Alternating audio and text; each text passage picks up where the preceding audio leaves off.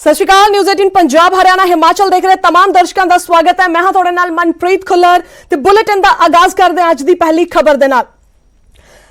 दिन भर दे बवाल तो बाद राम रहीम मुड़ पहुंचे सुनारिया जेल। कल सवेरे पेरोल ते होया सी रिहा। शाम नूं सूरज ढलन तक दा दिता गया सी समा। बीमार मां दा हवाला देके मंगी सी पेरोल।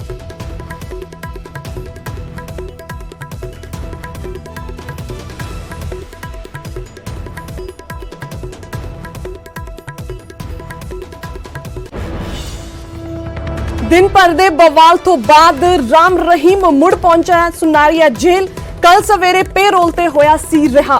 शाम नूं सूरज ढलन तक दा दिता गया सी समा। दस दिना कि बीमार मां दा हवाला दे के पेरोल मंगी गई सी।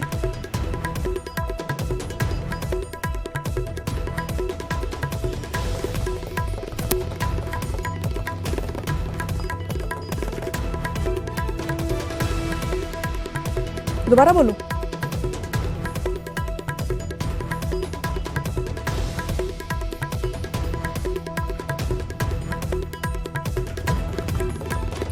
सो इस ते होर वधेरी जान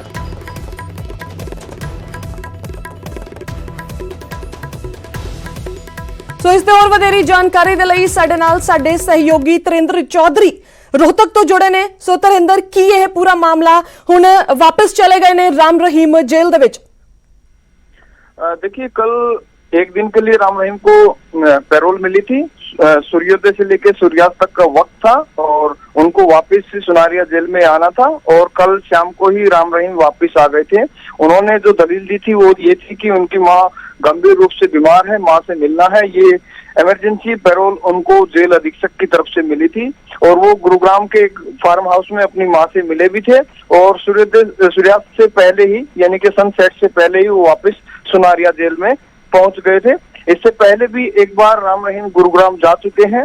हालांकि उन्होंने 2-3 बार पहले भी मांगी है मां की बीमारी को लेकर पैरोल, लेकिन वो पैरोल उनको नहीं मिल पाई है। एक बार खेती करने के लिए पैरोल मांगी थी, वो भी नहीं मिली थी और एक बार मुंह बोली बेटी की शादी के लिए भी राम रहीम ने पैरोल के लिए आवेदन किया था, जो कि डिनाई हो गया था। हरियाणा पुलिस की तरफ से जो एनओसी जारी की जानी थी वो एनओसी जारी नहीं की गई, इसलिए राम रहीम की पैरोल टलती रही। कल उनको एक दिन के लिए पैरोल मिली थी, वो अपनी मां से मिलने के लिए जाना था। वापस सुनारिया जेल में आ चुके राम रहीम जी।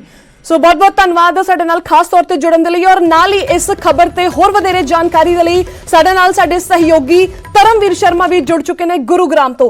तां जिवें कि राम रहीम कल पेरोल ते बाहर आए अपनी मां नूं मिलन दे लई, सो इस ते होर की तुहाडे कोल जानकारी है कि राम रहीम हुण वापस जा चुके ने जेल दे अंदर? बिल्कुल, देखिए, राम रहीम को कल पेरोल मिली थी। ये महज एक दिन की पेरोल थी और इसमें अदालत नहीं बल्कि जेलर के पास ये अधिकार होता है कि वो सुबह से लेकर के और शाम तक की पेरोल दे सकता है किसी भी कैदी को। तो ये जो पेरोल है ये एक तरह से जेलर की तरफ से दी गई थी। एक दिन की या कुछ घंटों की ये पेरोल थी जिसमें कि राम रहीम को अपनी मां से मिलने के लिए जाना था, जिसकी तबीयत खराब की वो बात लगातार कर रहा था कि उसकी मां की तबीयत खराब है, इसलिए उसे मिलना है और इसी के तहत उन्हें एक दिन की एक पेरोल मिली थी कुछ घंटों की, जिसमें कि वो सुबह 8 बजे के करीब गुरुग्राम के मानेसर के एक निजी फार्म हाउस में पहुंचे थे जहां उनकी मां को रखा गया है और यहीं पर राम रहीम ने अपनी मां से मुलाकात कर शाम को वापस सुनारिया जेल में चले गए हैं और इस वक्त वो रोहतक के सुनारिया जेल में बंद हैं। जी। सो एक होर भी सवाल मैं करना चाहूंगी थोड़े तो कि राम रहीम दे बाहर आने तो बाद कई सवाल भी चुके गए कि खतरा भी हो सकता है इन्हां तो, सो उस दे बारे थोड़े कोल की जानकारी है? बिल्कुल, देखिए, राम रहीम को जब जैसे ये बात बाहर आई मीडिया के जरिए कि उनको पेरोल मिली है तो उसके बाद बहुत से लोगों ने इसका विरोध किया, खासतौर से उन लोगों ने जिन्होंने राम रहीम के खिलाफ अदालत में गवाही दी है और उन गवाहियों के बलबूते ही राम रहीम को सजा मिली है। तो उन लोगों को कहीं ना कहीं अपनी जान का खतरा था, इसीलिए वो लोग लगातार इस बात का विरोध कर रहे थे कि राम रहीम को एक तरह से जमानत नहीं दी जानी चाहिए और ना ही पेरोल दिया जाना चाहिए, क्योंकि अगर पेरोल मिलता है तो उन लोगों की जान को खतरा हो सकता है और इसीलिए वो लोग लगातार इसका विरोध कर रहे थे। जी, बहुत बहुत धन्यवाद साडे नाल खास तौर ते जुड़न दे लई।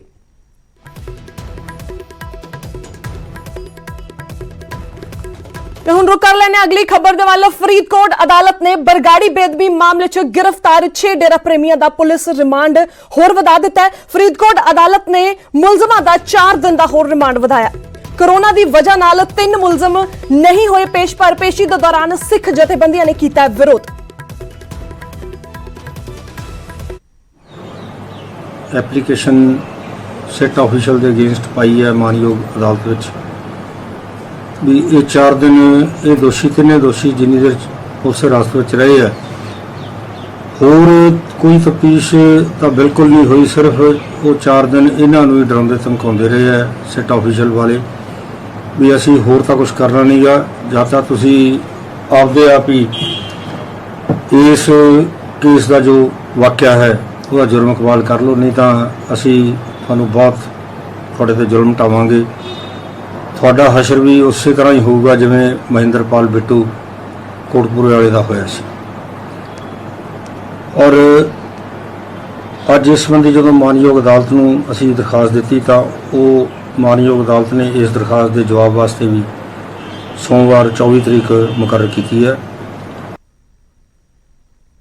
ਅਗਲੀ ਖਬਰ ਦੇ ਵੱਲ ਰੁਕ ਕਰ ਲੈਂਦੇ ਹਾਂ। ਬੇਦਬੀਆਂ ਤੇ ਗੋਲੀकांड ਦੀ ਤਫਤੀਸ਼ ਨੂੰ ਲੈ ਕੇ ਕੈਪਟਨ ਸਰਕਾਰ ਦੀ ਬਣਾਈ SITV ਐਕਸ਼ਨ ਦੇ ਵਿੱਚ ਚੰਡੀਗੜ੍ਹ 'ਚ ਲਗਾਤਾਰ ਦੂਜੇ ਦਿਨ ਪੁੱਛਗਿੱਛ ਪ੍ਰਸ਼ਾਸਨਿਕ ਅਫਸਰਾਂ ਦੇ ਨਾਲ ਕੀਤੀ ਮੀਟਿੰਗ ਦੇ ਨੇ ਨਵੀਂ SIT ਵੱਲੋਂ ਸਬੂਤ ਜੁਟਾਉਣ ਦੀ ਕੋਸ਼ਿਸ਼ 3 ਘੰਟੇ ਤੋਂ ਜ਼ਿਆਦਾ ਸਮਾਂ ਚੱਲੀ।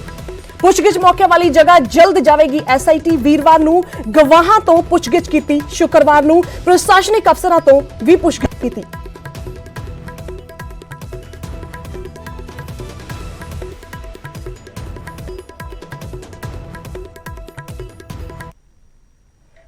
रुक कर लेने बठिंडा दे विच विवादित अरदास दा मामला। जथेदार ने विवादित अरदास दा लिया सख्त नोटिस।